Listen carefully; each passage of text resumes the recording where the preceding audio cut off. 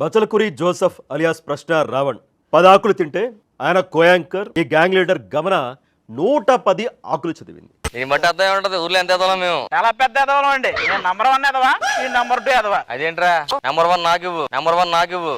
సరే. తాను తప్పించుకోవడానికి ఈ కేసుల నుంచి ఈ వివాదం నుంచి బచ్చలకూరి జోసెఫ్ ని కంప్లీట్ గా బలి చేయడానికి ఏకాకిని చేయడానికి ఆవిడ స్కెచ్ అయితే బాగానే సిద్ధం చేసుకుంది. అమ్మో 2 ప్లేయర్ కాంట్రా ఇది చాలా హుషారున్నది. ఇది కట్టుకొడుతుంది, నాకే కట్టుకొడుతుంది. గమన నాకు సంబంధం లేదు అని ప్లేట్ ఫ్రై చేస్తూ ఉన్నారు. అస్సలు తెలియదు నాకు రావణ్ ఏదో వీడియోలు చేశాను అని. మరి రావణ్ అరెస్ట్ అయినప్పుడు బచ్చలకూరి జోసెఫ్ ఆవిడ కొన్ని వీడియోలు పెట్టారు. ఎంత కక్ష కట్టారు మీరు? రా అంట డిపార్ట్మెంట్, పోలీస్ డిపార్ట్మెంట్. అదంతా అప్పుడండి, ఇప్పుడు నేను మారిపోయాను. రోజుకొకటి 2 పెడతానే ఉన్నారు. మీరు అరెస్ట్ చేస్తారా, సంకెళ్ళు వేస్తారా, గొంతు నొక్కేస్తారా? మహా అంటే ఏం చేయగలుగుతారు? రావణ్ ఒక 4 days 5 days 15 days పెట్టగలుగుతారు. మొత్తం ఓపెన్ అయిపోయారు. రావణ్ పైన ఇన్వోక్ చేసిన సెక్షన్స్ ఏంటి? 111 గొంతు నొక్కేస్తారా? మీరెంత నొక్కితే అంత రావణ్ బలంగా బయటకు వస్తాడు, సింహంలా బయటకు వస్తాడు. కానీ వచ్చేటప్పుడు he will be back with a bang. ఇప్పుడు ఎలా వెళ్ళారు? నక్కలాగా లోపల ఉన్నాడు.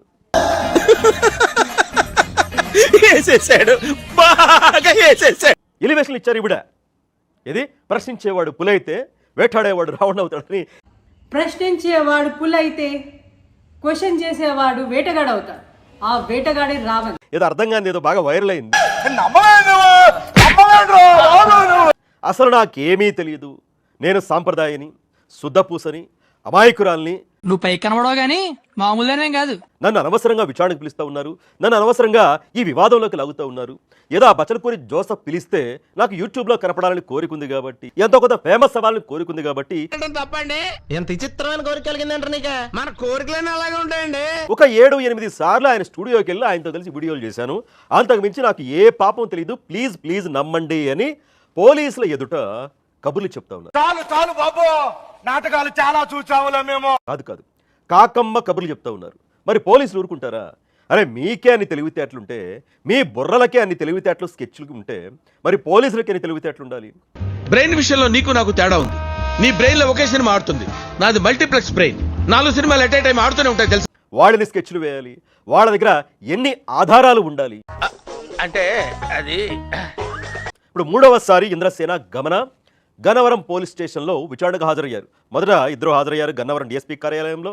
నిన్న పెనమలూరు పోలీస్ స్టేషన్లో అక్కడ హాజరయ్యారు. సుమారు 7-8 గంటల పాటు విచారణ కూడా చేశారు. మొత్తం నా జీవితం నా కళ్ళ ముందు కిర్రోని తిరిగిందిరా. తాజాగా అంటే సమాధానాలు రాకపోవడంతో ఈ రోజు కూడా విచారణ చేస్తా ఉన్నారు. బహుశా మీరు వీడియో చూసే నాటికి వాళ్ళు అరెస్ట్ అయితే అయ్యుండొచ్చు. అలాగా? ఎంత శుభవార్త చెప్పావు బాబు, ఉండు నీకు కలర్ సోడా కొట్టిస్తాను. అయితే వీళ్ళు ఒకే క్యాసెట్ రిపీట్ చేస్తూ ఉన్నారు. ముఖ్యంగా గమన చెప్పిందే చెప్తా ఉన్నారు. పోలీసులు ఎన్ని ప్రశ్నలు వేసినా, మార్చి ప్రశ్నలు అడిగినా సరే వాళ్ళ దగ్గర ఒక 4-5 సమాధానాలు ఉన్నాయి, అవి మాత్రమే చెప్తా ఉన్నారు. ప్లానెట్ రా, తెలీదు, గుర్తులేదు, మర్చిపోయా. ఏ ప్రశ్న అడిగినా సరే ఒకటే సమాధానం. సమాధానం చెప్పలేమండి. పోలీసులు కూడా పేషెంట్స్ ఎక్కువ కదా, చూస్తారు ఏం చేయాలో వాళ్ళకు కూడా తెలుసు. వీళ్ళు బ్యాంకు లావాదేవీలు ఏవైతే ఉన్నాయో అవన్నీ కూడా గమన ముందు పెట్టారు. ఇంద్రసేన, గమన, జోసెఫ్ మీ ముగ్గురు మధ్య జరిగిన ఇదిగో బ్యాంక్ ట్రాన్సాక్షన్లు ఇవి, ఇన్ని లక్షలు ఎలా ట్రాన్సాక్షన్ చేశారు. లాభాలు వచ్చింది మన కట్టానికి, మన అదృష్టానికి.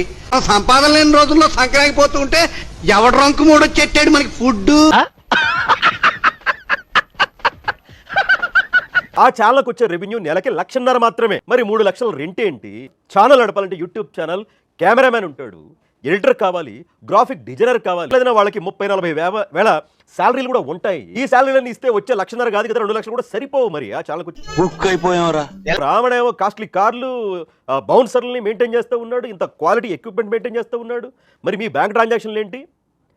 పలానా వ్యక్తుల నుంచి మీకు ఎందుకు ఇంత డబ్బు వచ్చి పడింది అని అడిగితే మాత్రం అస్సలు నోరు కూడా మెదపట్లేదు. తమ బాగు కోసమై తంటాలు పడలేరు, ఎదుటి కొంపకు ఎసరు పెడతారయ్యా. పొరుగు పచ్చకు ఓర్వలేని వారి గతి, శ్రీమతే రామానుజాయన్నమాసి. సహజంగా ఏంటంటే వీళ్ళ తరపు లాయర్లు చెప్తారు, పోలీసులు ఎవరైనా సరే మీరు మాట్లాడకండి, తెలియదని చెప్పండి. కానీ నోరు విప్పకపోతే ఎలా విప్పించాలో పోలీసులకు కూడా తెలుసు కదా. నేను కంగారు పడలేదురా, కంగారు పెడతాను. చెప్పను. చెప్పవా? చెప్పనంటే చెప్పను. జగన్మోహన్ రెడ్డి గారిని గన్నవరం విమానాశ్రయంలో కలిసి ఆశీర్వాదం తీసుకున్నారు. ఆయన కూడా అభయహస్తం ఇచ్చారు. ఓకే ఊరుకోవే ఊరుకో నేనున్నాను కదా. న్యాయ సలహా అందిస్తాము, సాయం అందిస్తామని జడా శ్రవణ్ కుమార్ గారితో గంటలు ఫోన్లు మాట్లాడారు. ఆయనే చెప్పారు. ప్రకాష్ రాజ్తో కూడా లెక్కకు మించి రోజు మొత్తం మీద మాట్లాడుతూనే ఉన్నారు, పదుల సంఖ్యలో ఫోన్లు. ఇవన్నీ వినడానికి బాగుంటాయి కానీ ప్రాక్టికల్ గా వర్కౌట్ అవ్వవు. మీరు ఓన్లీ ఒక 6 వీడియోలు చేశారు, నాకు సంబంధం లేదన్నప్పుడు మీరు ఎందుకమ్మా ఇలా తిరిగారు, ఎందుకమ్మా ఇంతమందితో మాట్లాడారు, ఎందుకమ్మా జగన్మోహన్ రెడ్డి గారిని కలిశారు? లక్షణమైన కుటుంబాల్లో వెలిగే జ్యోతుల మధ్య ఎంత పెద్ద అఖండ చూద్దాంలే. చూడటం కాదండి మీరు చెయ్యాలంతే. సరే మీరు ట్రై చేస్తారన్నారంటే అది ఓకే అయిపోయిన